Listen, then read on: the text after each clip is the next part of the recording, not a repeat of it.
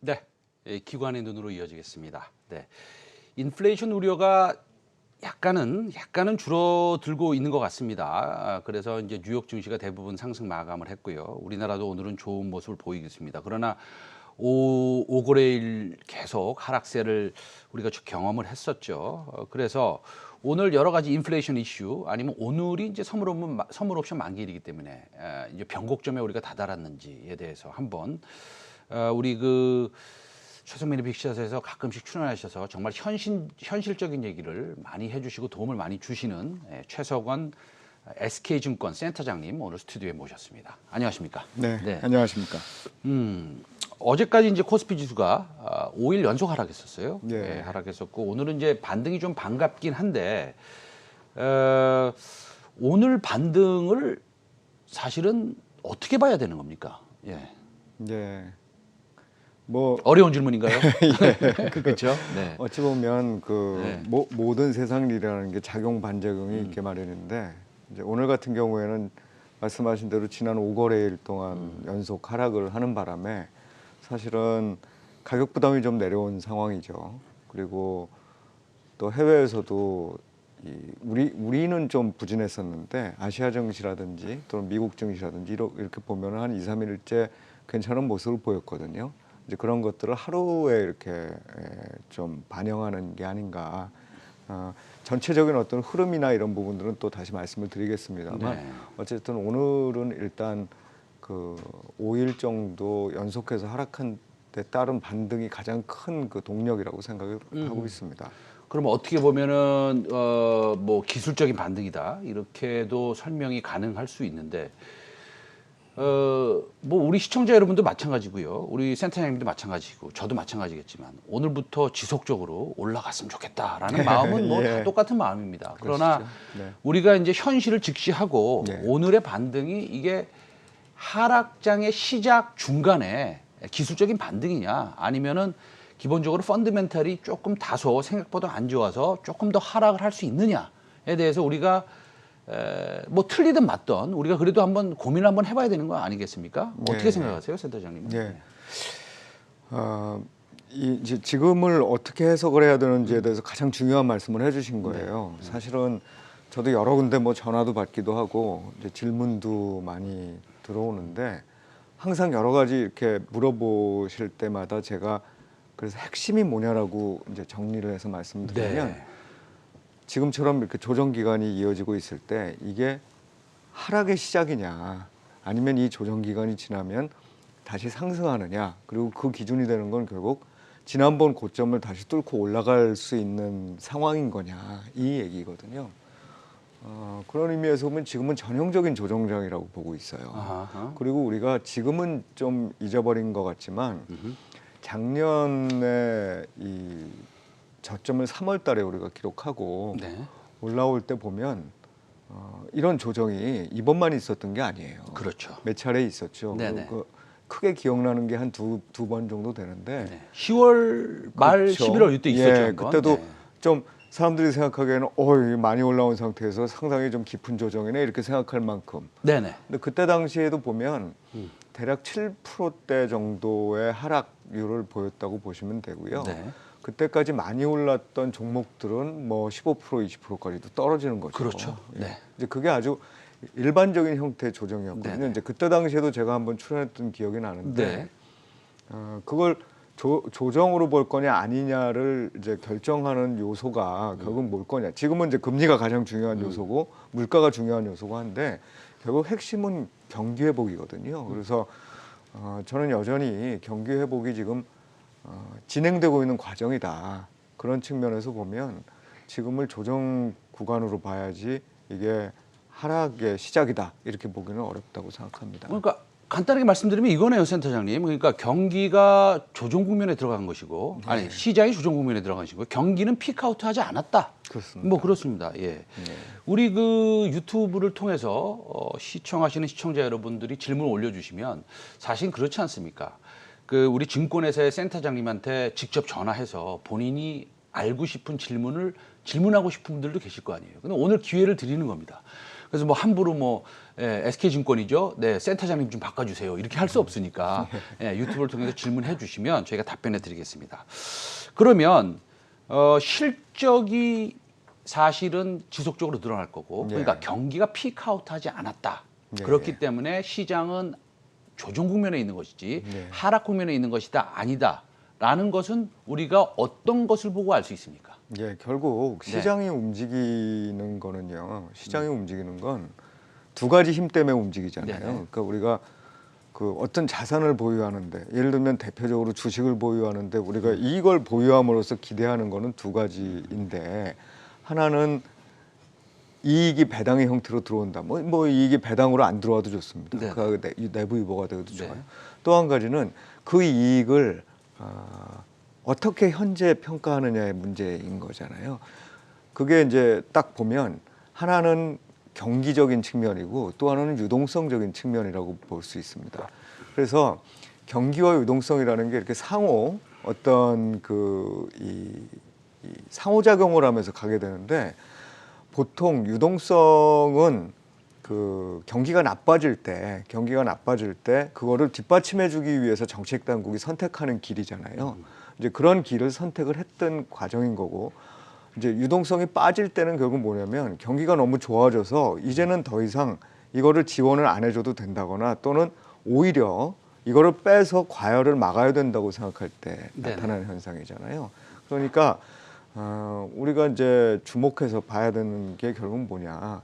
대표적으로는 정책 당국이 어떤 스탠스를 보이고 있느냐가 중요하다. 그러니까 사전에 그거를 우리가 예단하기도 하고 뭐 여러 가지 형태로 얘기를 하지만 지금까지 나온 중앙은행의 이 어떤 메시지라는 거는 기본적으로 아직은 우리가 계속해서 유동성을 지원해야 되는 시기라는 거였었습니다. 그렇기 때문에 제가 보기에 아직 나온 신호는 없어요. 그러니까 이게 정말 과열되고 있기 때문에 이걸 꺾어야 되겠다는 신호는 나온 바가 없다. 이렇게 보면 여전히 실적과 관련된 모멘텀들이 작동할 수 있는 여지가 훨씬 더 많다라고 봐야 되겠죠. 알겠습니다. 어저께 보면은 이제 두 가지 이슈가 있었어요. 미국에서 하나는 이제 10년 만기 국채 그 입찰이 있었는데 수요가 그냥 뭐 뜨뜻미지근했습니다. 그러니까 이거를 뭐 좋았다라고 얘기하기도 좀 어렵고요. 나빴다라고 얘기하기도 좀 애매한 거니까 그건 그렇다고 치고요. 근데 소비자 물가지수 있지 않습니까? CPI라고 하는 거. 이게 약간 높게 나온 겁니까? 뭐 어떻게 그 데이터를 보고 앞으로 그러면 경기 상황이 어떻게 변하겠다라는 이런 어떤 감을 좀 받으셨습니까, 센터장님? 네. 그 물가는 크게 이제 두 가지가 있죠. 하나는 그 헤드라인 물가가 있고 그걸 이제 우리가 보통 얘기하는 소비자 물가라고 얘기를 하고 또 하나는 코어 인플레이션이라고 해서 그러니까 단기적인 변동폭이 큰 에너지라든지 또는 음식료와 같은 그런 부분들을 제외하고서 보는 거죠. 그러니까 결국 그 헤드라인 물가라는 거는 기저효과의 영향을 또 굉장히 많이 받습니다. 왜냐하면 원자재 가격이라는 게 변동성이 크잖아요. 큽니다. 그래서 사실은 제가 지금 현재 정도 수준의 가격이 유지되면 어느 정도쯤 상승률이 그 유가 상승률이 될 거냐 보니까 이게 200 몇십 프로 돼요. 작년 동월 대비해 가지고. 근데 그런 것들보다 정말 중요한 건 그 경제가 갖고 있는 체력, 말하자면 수요와 공급 능력에 따라서 물가가 어떻게 될 거냐를 봐야 되는 거고 그런 측면에서 보면 헤드라인 인플레이션 지금 올라가야 되는 시기입니다. 기저효과 때문에라도. 그런데 연준이 중점적으로 보고 있는 이 코어 인플레이션은 전월비 0.1%였거든요. 이게 몇 달째 계속 이게 유지되고 있어요. 이것도 좀 올라가야 돼요, 사실은. 근데 또 한 가지 또 말씀드려야 되는 거는 이 지금 그나마 코로나 때문에 이게 조금 회복돼서 그런 거지 우리 경제는 이 코로나19가 퍼지기 전에 정말 오랜 기간에 걸쳐서 글로벌 경제 전체적으로 디플레이션 리스크를 계속 그러니까 디스인플레이션 리스크죠. 물가가 내려가는 이런 압력을 받았습니다. 그런 물가 하락 압력 중에서 달라진 게 거의 없다고 봐요. 그래서 어제 나온 물가가 헤드라인 쪽이 좀 높다는 느낌은 받았으나 여전히 인플레이션 압력이라는 게 우리 경제를 지배하는 어떤 그 이슈다 이렇게 보지는 않습니다. 알겠습니다. 그러니까 제가 좀 그 정리를 해드리면 뭐 이런 거죠. 그 헤드라인 물가 CPI, 소위 소비자 물가는 전체적으로 0.4% 올랐거든요. 전월 대비. 근데 이제 우리 센터장님께서 이제 지적을 해주신 거죠. 그러나 그 중간에 변동성 있는 거를 좀 제거하고 보는 코어 인플레이션은 0.1% 올랐다. 그거는 오히려 디플레이션에 가까운 거 아니냐, 아니면 디스인플레이션에 가까운 거 아니냐라고 말씀하시는 거죠. 네. 알겠습니다. 자, 지금 며칠 동안 앞으로 네, 질문이 좀 들어왔다는데요. 네, 저 질문, 네, 뭐 보시면 아시겠지만 유튜브를 통해서 이정석 씨가 질문을 하시는 겁니다. 예. 기관은 5월 공매도 전까지 적극적으로 매수하지 않을까요? 그걸 어떻게 알겠습니다만 그래도 네. 이렇게 느낌적인 느낌으로 한번 얘기해 주시죠. 네. 그 기관 투자자들 입장에서 공매도라는 게 중요한 이 기관도 있고 그렇지 않은 기관들이 네네. 있습니다. 그런데 사실은 중요한 기관들이라고 하면 보통 이제 금융 투자라고 해서 증권사들이죠. 그런데 증권사들은 전체적인 죄송합니다. 네. 그 전체적인 시장의 흐름에 큰 영향을 주지 못해요. 저희가 지금 초점을 맞추는 연기금이라든지 네네. 공제회 또 이런 쪽은 사실 공매도가 그렇게 큰 이슈는 아닙니다. 그래서 공매도를 이슈로 적극적으로 매수한다. 저거를 기관 전체에 이렇게 확대시킬 이유는 별로 없을 것 네. 같고요. 그게 시장을 움직일 거다 이렇게 보시는 것도 약간은 좀 너무 네. 과한 생각인 네. 것 같습니다. 알겠습니다.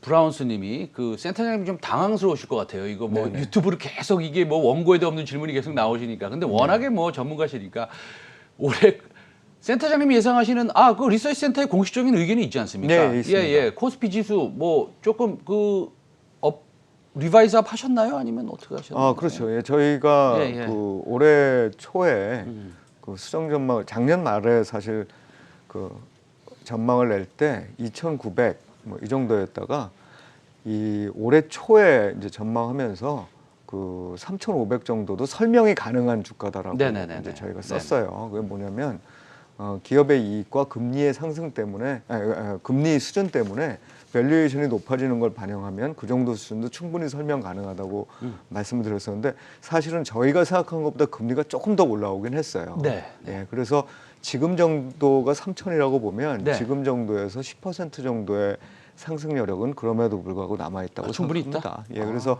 지난번 고점 이상으로 올라간다는 게 저희들 전망입니다. 알겠습니다. 공식적인 전망이 지난번 고점 이상으로 올라갈 수 있다고 우리 센터장님 말씀해 주시고 계십니다. 그래서 미국이나 뭐 대한민국의 지금 상황, 여러 가지 복잡한 상황은 좀 설명을 좀 우리 시청자 여러분들이 좀 들으셨을 것 같고, 한 가지 또 우리나라를 가끔씩 괴롭히는 그 데이터들이 나오는 곳이 이제 중국입니다.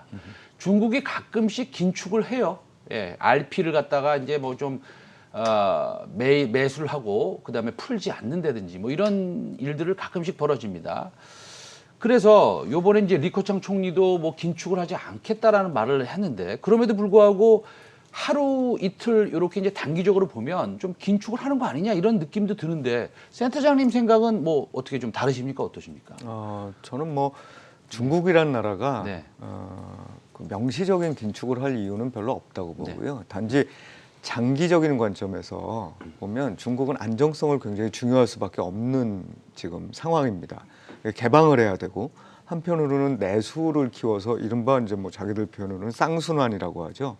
이제 그렇게 장기적 전략을 세워놓은 상태인데 이때 가장 리스크가 되는 게 뭐냐면 자산 가격의 변동폭이 커진다거나 또는 뭐 통제되지 않는 인플레이션 리스크가 발생한다거나 이런 부분들이에요. 그래서 그걸 긴 호흡으로 놓고 안정화시키는 게 분명 목적이긴 해요. 그런데 제가 보기에 물론 중국에도 어느 일정 부분에는 과열이 끼어 있는 건 맞습니다만 네. 주가를 한번 생각을 해보시면 지난 1년 동안에 주가 상승률이 고점까지 한 30% 정도 올랐는데 저점 대비해서 그거는요 그 주요국 대비하면 가장 낮은 수준이에요. 그러니까 다른 우리나라를 한번 보죠. 우리나라 그 코스닥 코스피 모두 이 3월 달에 저점 기록한 이후에 얼마나 올랐냐면 2배로 올라갔잖아요.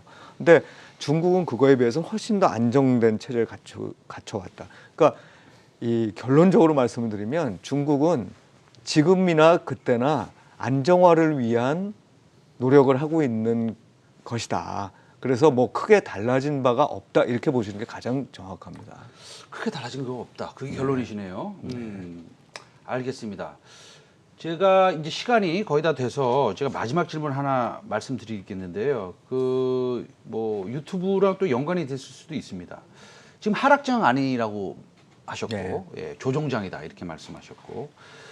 그런데 이제 우리가 아주 쉬운 질문입니다. 이거는 우리가 지금 금리는 아마도 조금 올라갈 것 같고 아마도 그러고 그렇다고 본다면 성장주가 조금 뭐라 그럴까요? 과거와 같이 이렇게 뭐 지속적으로 상승할 수 있다라고 보기에는 좀 어렵다고 본다면 예, 예. 그건 제 생각입니다.